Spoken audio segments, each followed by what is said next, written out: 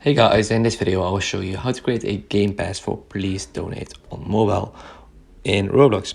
So as you can see, you need to go to roblox.com just in your browser and then tap on continue in browser. Alright, and this will log you in.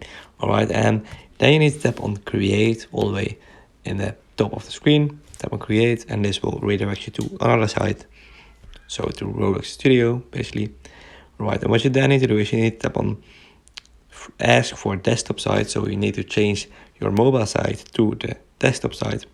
Alright, and then you need to scroll to this place, so everyone should have a place. As you can see, this is my place. And then you need to tap on those three dots and tap on open in new tab. Alright, and then scroll again a bit down. Then you need to tap on those three lines in the left upper corner of the screen, and here you see associated items. Just tap on that, and right now it's on badges, but you need to tap on passes. Alright, and you haven't created any passes. Creating passes can increase player engagement in your experience.